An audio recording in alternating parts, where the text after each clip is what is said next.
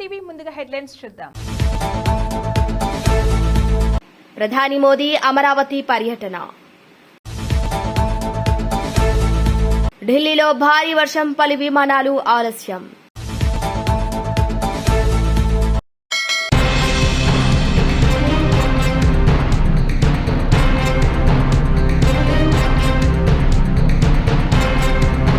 నిన్నటి వరకు దేశ రాజధాని ఢిల్లీలో ఎండలు దంచుకొట్టాయి. కానీ రాత్రికి రాత్రే వాతావరణం ఒక్కసారిగా మారిపోయింది. తెల్లవారుజాము నుంచి భారీ వర్షం కురుస్తుంది. ఈ వానకు పలు ప్రాంతాల్లో రోడ్లపైకి నీరు చేరింది. దీంతో ట్రాఫిక్ కు అంతరాయం ఏర్పడింది. గంటకు 70 నుంచి 80 కిలోమీటర్ల వేగంతో ఈదురు గాలులు వీస్తున్నాయని ఐఎండీ వెల్లడించింది. వర్షం వల్ల పలు విమానాలు ఆలస్యంగా నడుస్తున్నట్లు ఎయిర్ ఇండియా తెలిపింది.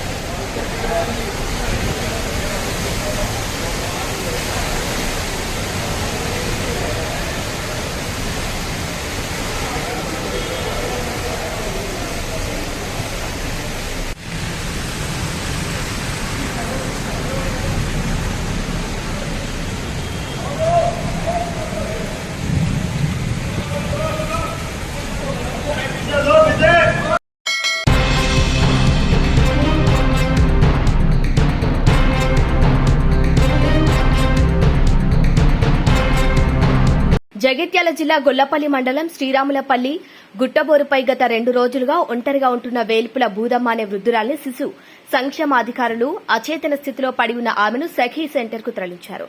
అయితే జగిత్యాల పట్టణంకు చెందిన వృద్ధురాలుగా గుర్తించారు. అయితే ఆమె ఒంటరిగా వెళ్లిందా, ఎవరైనా అక్కడ వదిలేశారా అనేది ఇంకా తెలియాల్సి ఉంది. ఇప్పుడు అన్ని పెట్టిర్రు పేరు ఇంతకుముందు లేకుండా. ఇంతకుముందు లేవు. నీ పేరేం పేరే? నా పేరే ఎందుకు? ఇప్పుడు నీకు ఓరస్ ఆపేలేనా?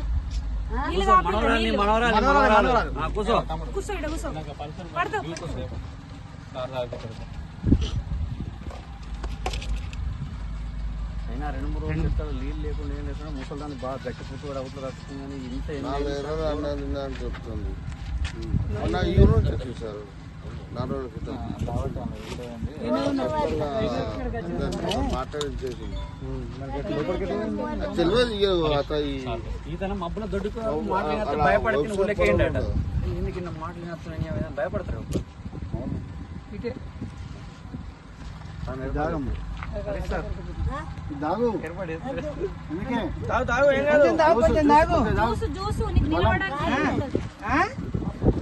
బలం ఇంకా కొంచెం తాగు. చల్లడి గరం ఉందన్నావు. చల్లడి ఇంత కొంచెం గరం ఉందన్నావుగా. ఆ మూటలో ఆమె ఆధార్కి సంబంధించిన డీటెయిల్స్ ఉన్నాయి. ఆధార్ నెంబర్, ఒక ఫోన్ నెంబర్ ఉంది. ఆ ఫోన్ నెంబర్ తీసుకొని ఫోన్ చేసిన నైట్ 11:30కు. ఫోన్ అయితే ఒక అమ్మాయి మాట్లాడింది.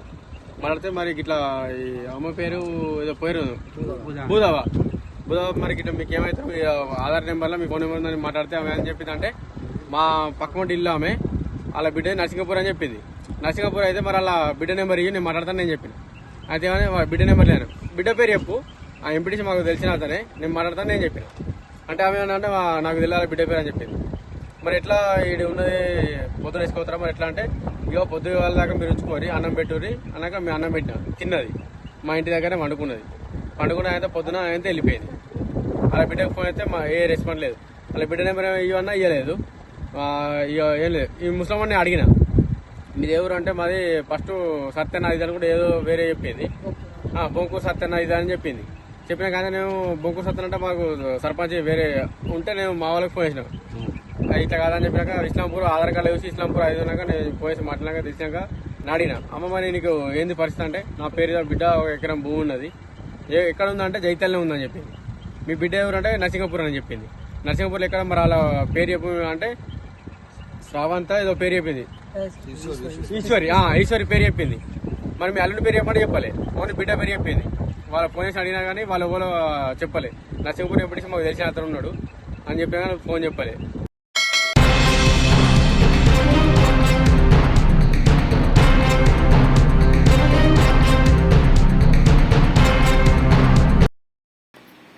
జగిత్యాల జిల్లా మెట్టుపల్లి మండలం ముత్యంపేట గ్రామ పరిధిలో గల నిజాం షుగర్ ఫ్యాక్టరీ అభివృద్ది చేసి రైతులకు మేలు చేస్తా అని లాభాలు నడిచే చెరకు ఫ్యాక్టరీని కేసీఆర్ 2015లో బంద్ చేయడంతో ఈ ఫ్యాక్టరీలో ఉపాధి పొందుతున్న 10,000 మంది కార్మికులు రోడ్డున పడ్డారని, ఆత్మహత్యలు చేసుకుంటున్నారని, చెరకు రైతులకు తీవ్ర నష్టం వాటిల్లుతోందని, ఎంతో సారవంతమైన భూమి కావడంతో సంవత్సరానికి 3 నుండి 4 లక్షల టన్నుల చెరకు ఉత్పత్తి అయ్యేదని, చెరకు ఫ్యాక్టరీ అందుబాటులో లేని కారణంగా కేవలం 1,00,000 టన్నుల చెరకు పంటను మాత్రమే పండించడం జరుగుతుందని, ఈ చెరుకును కామారెడ్డి ఫ్యాక్టరీకి తీసుకెళ్లడానికి ట్రాన్స్పోర్ట్ ఛార్జీలు కట్టలేని పరిస్థితిలో చెరుకు పంట వేయాలంటేనే భయమేస్తుంది.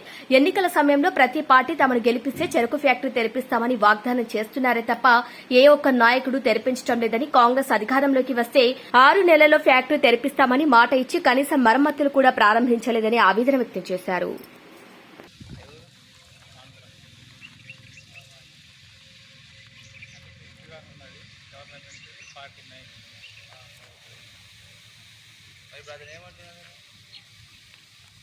ప్రైవేట్ రోడ్డు నడిపించలేకనే బంద్ చేస్తున్నాం. ఈడు కేసీఆర్ గారు బంద్ చేయించింది. మనకి ఏదో ఆటో పుల్లే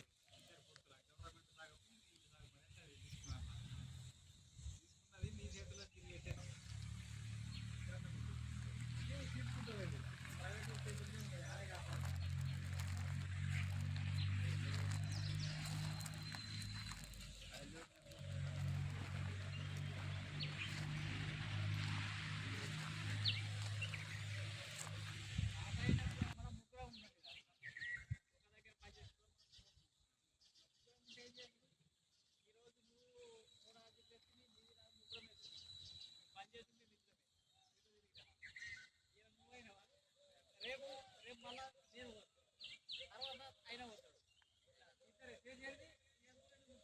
అంటే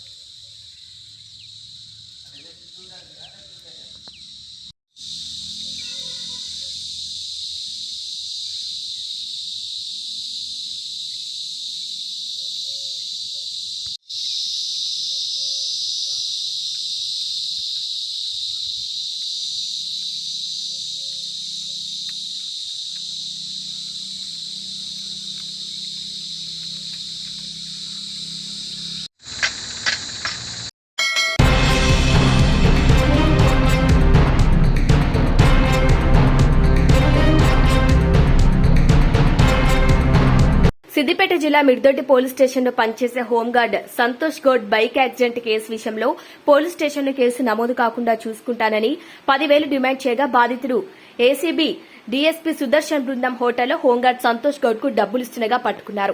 అంతేకాకుండా పోలీస్ స్టేషన్లో ఫైళ్లను తనిఖీ కూడా చేశారు. ఏసీబీ అధికారులు ఎస్ఐ పరశురాం లీవ్ లో ఉండగా అధికారులు సోదాలు చేస్తున్న విషయం తెలుసుకుని హుటాహుటిన స్టేషన్ కు చేరుకున్నారు. స్టేషన్లో ఏసీబీ అధికారులకు ఎలాంటి ఆధారాలు లభించలేదు. ఈ సందర్భంగా ఏసీబీ డీఎస్పీ సుదర్శన్ మాట్లాడుతూ బైక్ యాక్సిడెంట్ కు సంబంధించిన వ్యక్తి ఇచ్చిన ఫిర్యాదు మేరకే హోంగార్డ్ సంతోష్ ను పట్టుకున్నామని తెలిపారు.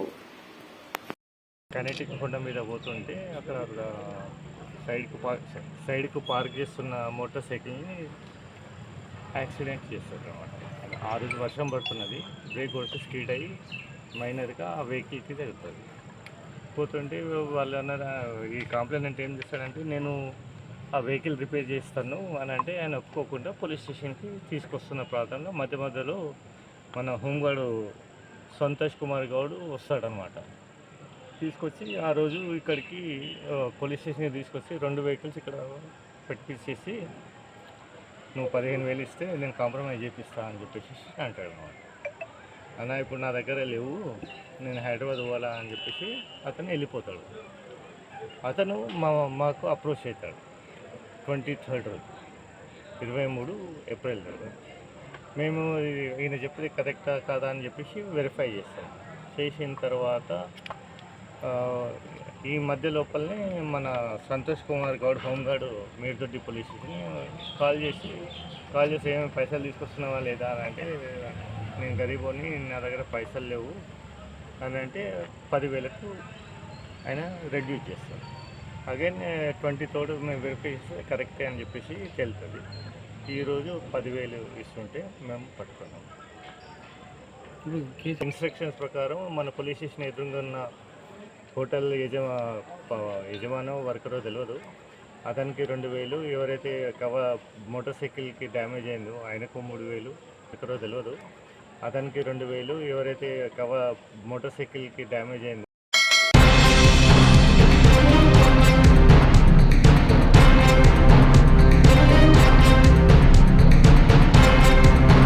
శుక్రవారం మధ్యాహ్నం 2:55 ప్రధాని మోదీ గన్నవరం ఎయిర్పోర్ట్ కు చేరుకున్నారు. అక్కడి నుంచి హెలికాప్టర్లు సభా ప్రాంగణానికి చేరుకుంటారు. ఇక CM Chandrababu, deputy CM Pawan Kalyan ప్రధాని మోదీని సాదరంగా ఆహ్వానిస్తారు. సభా వేదిక వద్దకు చేరుకుని అమరావతి పునర్నిర్మాణానికి సూచికగా పైలాన్ ఆవిష్కరిస్తారు. అనంతరం బహిరంగ సభలో పాల్గొని ప్రసంగిస్తారు. సాయంత్రం 4:55 తిరిగి ఢిల్లీకి వెళ్లనున్నారు. పునఃప్రారంభం సందర్భంగా 34,000 ఎకరాలు ఇచ్చి 29,000 పైచిలకు రైతులు గత 5 సంవత్సరాలుగా నలిగిపోయి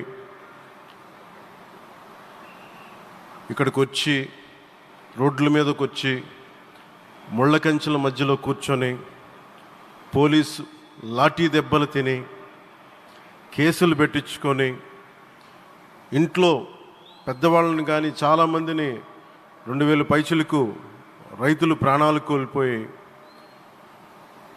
మీరు నలిగి బాధపడి మీ కన్నీళ్ళు తుడిచే వాళ్ళు ఉన్నారా ఆ రోజునని చాలాసార్లు మహిళా రైతులు నన్ను అడిగారు. ఇది గౌరవ ప్రధానమంత్రి శ్రీ నరేంద్ర మోదీ గారికి తెలుస్తుందా అని ఒకసారికి 5 సంవత్సరాల క్రితం మీరు అడిగారు. నేను ఆ రోజు ఆయనకి తెలియకుండా ఏది ఉండదు, అమరావతి శాశ్వత రాజధానిగా ఉంటుందని ఆ రోజు మేమందరం కలిపి మాట ఇచ్చాం. ఆ ఇచ్చిన మాట ప్రకారం ఈ రోజున గౌరవ ప్రధానమంత్రి గారి చేతుల మీదుగా మళ్ళీ ఇంకొకసారి పునఃప్రారంభం జరగబోతుంది. ఇది ఆది శంకరాచార్య 1237వ జయంతి సందర్భంగా తిరిగి అమరావతి పునఃప్రారంభం కావటం చాలా ఆనందాన్ని కలగజేస్తుంది. మనందరం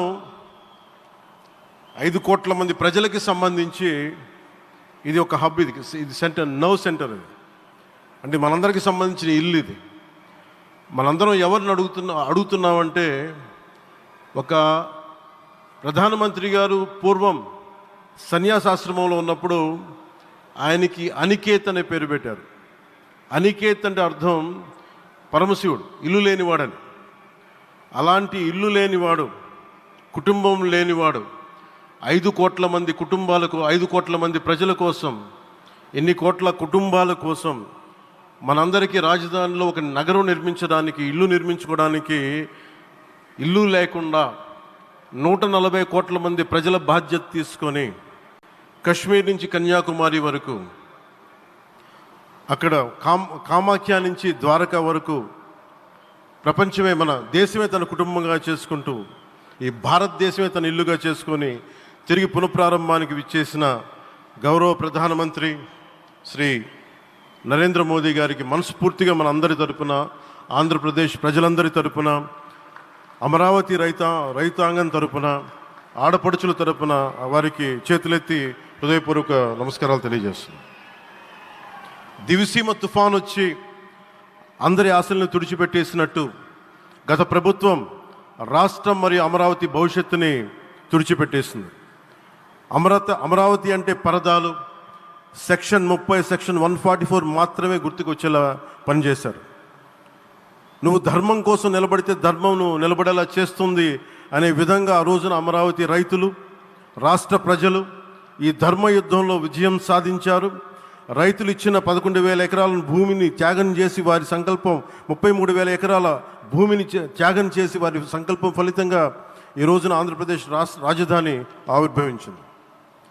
అమరావతి రాజధాని పనులు పునఃప్రారంభమవుతున్న ఈ శుభ సందర్భంలో ముందుగా రాజధాని నిర్మాణం కోసం స్వచ్ఛందంగా ముందుకొచ్చి తమ భూముల్ని, పొలాల్ని ప్రభుత్వానికి ఇచ్చిన అమరావతి ప్రాంత రైతులకు మీ త్యాగానికి గత 5 ఏళ్లుగా మీరు చేసిన పోరాటానికి శిరస్సు వంచి మీకు ధన్యవాదాలు తెలియజేస్తున్నాను.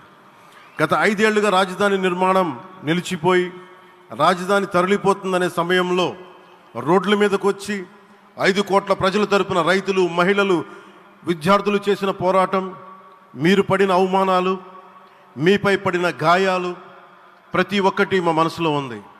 ఆ రోజున దివ్యాంగులను కూడా లాఠీ దెబ్బలు నా గుండెలు ఇంకా సజీవంగా ఉన్నాయి. ఆ బాధ మేము మర్చిపోలేదు, ఎవరిని మర్చిపోనివ్వలేదు. అందుకని దానికి సజీవ సాక్షి ఈ రోజున తిరిగి పునఃప్రారంభానికి గౌరవ ప్రధానమంత్రి గారు రాక, ఆ రోజున మహిళలు, విద్యార్థులు చేసిన పోరాటం, మీరు పడిన అవమానాలు, మీపై పడ్డ గాయాలు ప్రతి ఒక్కటి మనసులో ఉంది.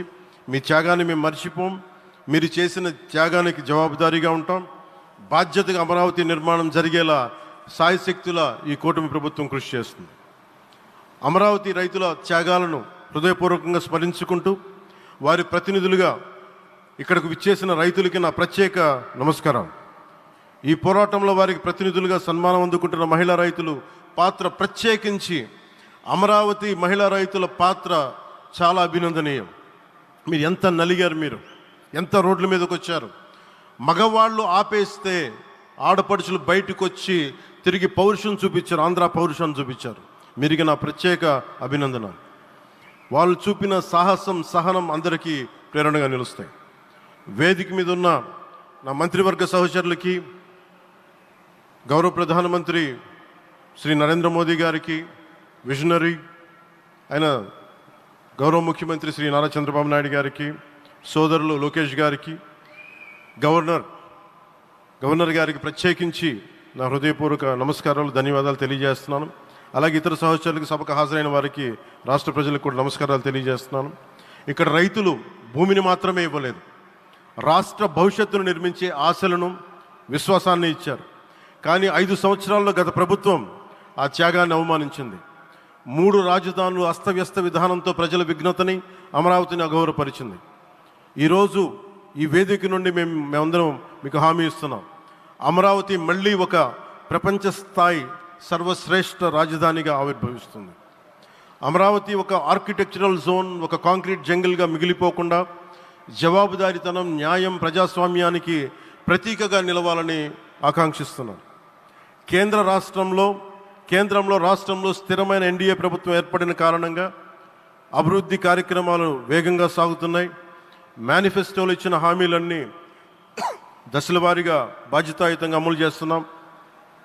కేవలం మ్యాచింగ్ గ్రాంట్స్ ఇవ్వని కారణంగా గత ప్రభుత్వం రాష్ట్రం కేంద్రం నుంచి పొందాల్సిన 1,000 కోట్లు నష్టపోయింది. కానీ ఈ ప్రభుత్వం కోఆపరేటివ్ ఫెడరలిజం స్ఫూర్తితోటి పరస్పర సహకారంతో పనిచేస్తున్నాం. రాష్ట్రంలో రహదారులు, రైల్వే, పారిశ్రామిక రక్షణకు సంబంధించి ఈ రోజున మన అమరావతి కాకుండా రాష్ట్రంలో రహదారులు, రైల్వే, పారిశ్రామిక రక్షణకు సంబంధించి ఈ రోజున 1,07,00,000 కోట్ల విలువైన అభివృద్ధి పనులకి ప్రధాని గారు శంకుస్థాపనలు, ప్రారంభోత్సవాలు చేస్తున్నారు. రాయలసీమలో గుంతకల్ రైల్వే, గోరంట్ల హైవే లాంటి వివిధ కార్యక్రమాలకు, ఉత్తరాంధ్రలో PM ఏక్తా మాల్ లాంటి వివిధ పనులకు ఈరోజు శంకుస్థాపన, ప్రారంభోత్సవం చేస్తున్న ప్రధానమంత్రి గారికి నా హృదయపూర్వక కృతజ్ఞతలు. నేను అవనిగడ్డ ఎన్నికల ప్రచారంలో హామీ ఇచ్చిన దానికి అనుగుణంగా మనందరి ఆశలు మనకి ఆశించిన విధంగా నాగాయలంకలో మిస్సైల్ టెస్ట్ రేంజ్కి ప్రధానమంత్రి గారు ఈ రోజున శంకుస్థాపన జరగడం నాకు చాలా సంతోషంగా ఉంది. Now with Honorable Prime Minister Sri Modi ji and Honorable CM Sri Chandrababu Naidu garu. And together, together again, Amravati will surely become a world-class capital, a 360-degree growth engine for all of Andhra Pradesh. Our youth will no longer have to leave for Bangalore, Chennai or Hyderabad. Soon, Andhra Pradesh will create jobs for our people and attract talent from across the nation and the world.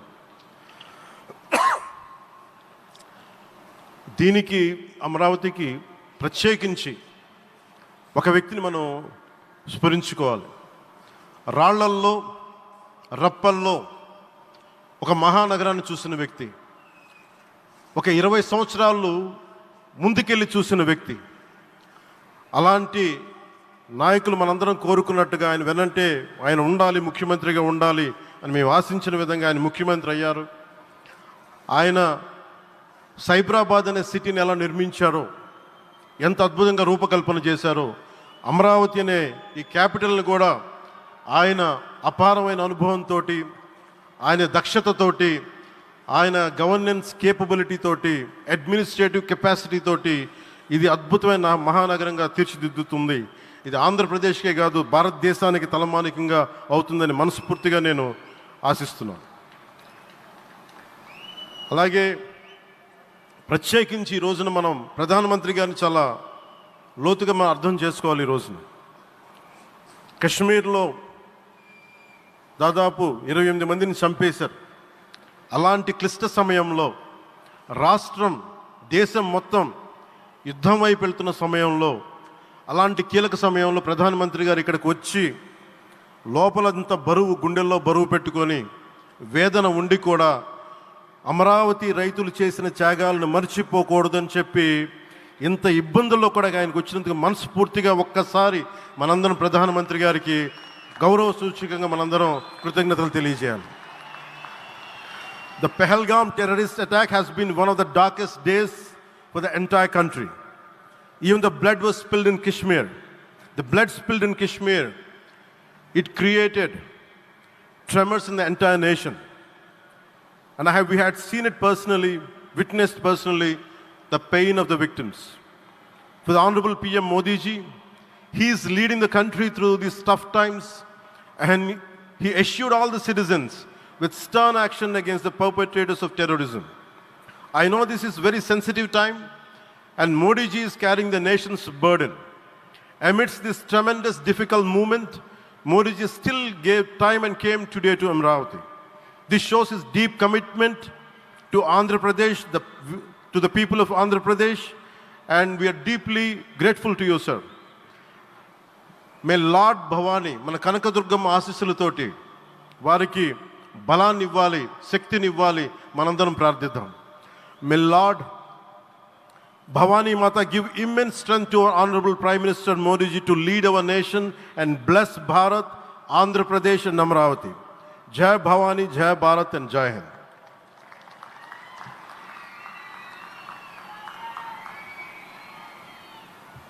Shri Pawan Kalyan సార్కి ధన్యవాదాలు తెలియజేసుకుంటూ, ఆంధ్రభూమికి గర్వకారణంగా నిలిచేటువంటి నాయకులు కొంతమంది ఉంటారు. ఆ కోవలోని వారే Shri Pawan sir వీళ్ళంతా. అలాగే మరొకరు కేంద్ర భారీ పరిశ్రమలు, ఉక్కు శాఖల సహాయ మంత్రి వర్యులు శ్రీ భూపతిరాజు శ్రీనివాస వర్మ గారు మన మధ్య ఉన్నారు. ఆయన గెలుపు వెనుక ఉన్నటువంటి ప్రజా విశ్వాసాన్ని చూసినప్పుడు యథార్థ సేవకు ప్రతిరూపం కదా అనిపిస్తుంది. అటువంటి విద్వద్వరేణ్యులు శ్రీ భూపతిరాజు శ్రీనివాస వర్మ గారిని మాట్లాడవలసిందిగా స్వాగతిస్తున్నాం.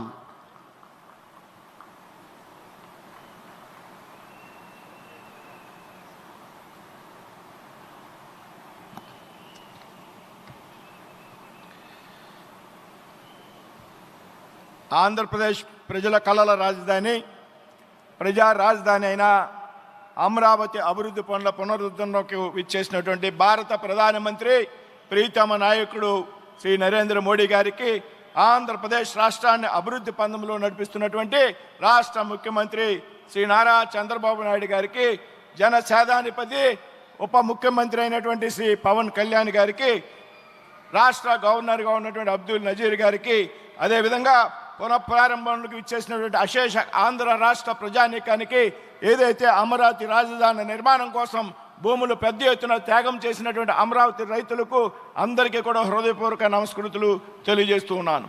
10 సంవత్సరాల క్రితం ప్రారంభమైనటువంటి అభివృద్ధి పనులు 5 సంవత్సరాల క్రితం అర్ధాంతంగా స్తంభించిపోయినటువంటి పరిస్థితుల్లో రాష్ట్రంలో రాజధాని లేనటువంటి రాష్ట్రంగా ఆంధ్రప్రదేశ్ మిగిలిపోయినటువంటి సందర్భంలో ఎన్డీఏ ప్రభుత్వం రాష్ట్రంలో కేంద్రంలో అధికారంలోకి వచ్చిన సందర్భంలో పెద్ద ఎత్తున ఆంధ్రప్రదేశ్ రాష్ట్రంలో ఈవేళ అభివృద్ధి పనులకు శ్రీకారం చుట్టడం జరిగింది అనేటువంటి విషయాన్ని ఈ సందర్భంగా ప్రస్తావిస్తున్నాను మిత్రులారా. మొన్న జనవరి 8 నాడు విశాఖపట్నంలో 2 లక్షలకు పైగా కోట్ల రూపాయల విలువైనటువంటి పనులను భారత ప్రధానమంత్రి నరేంద్ర మోడీ గారి చేతుల మీదుగా శంకుస్థాపనలు ప్రారంభోత్సవాలు చేసుకోవడం జరిగింది అనేటువంటి విషయం ఈ సందర్భంగా ప్రస్తావిస్తున్నా. నేడు అమరావతిలో తిరిగి 58,000 కోట్ల రూపాయలతో పెద్ద ఎత్తున అభివృద్ధి పనులకు శ్రీకారం చుట్టుతున్నటువంటి పరిస్థితి మనందరూ కూడా చూస్తున్నాం మిత్రులారా. అదేవిధంగా రాబోయేటువంటి సమీప భవిష్యత్తులో నరేంద్ర మోడీ గారు, చంద్రబాబు నాయుడు గారు, పవన్ కళ్యాణ్ గారి కలయికలో పెద్ద ఎత్తున అనేక అభివృద్ధి పనులకు శ్రీకారం చుట్టబోతున్నాం అనేటువంటి విషయాన్ని ఈ వేదిక మీద చెప్పడానికి గర్వపడుతూ ఉన్నాను మిత్రులారా.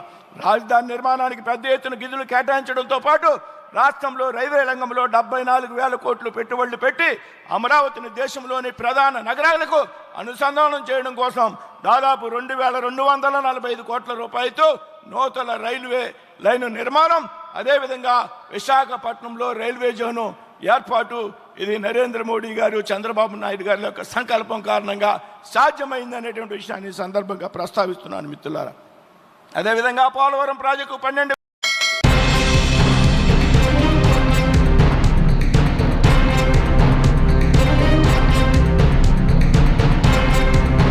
బులెటిన్ హెడ్లైన్స్ మరొకసారి. ప్రధాని మోదీ అమరావతి పర్యటన. ఢిల్లీలో భారీ వర్షం, పలు విమానాలు ఆలస్యం. ఇవి వాళ్ళ బులెటిన్ అప్డేట్స్. కీప్ వాచింగ్ శ్రావ్య టీవీ.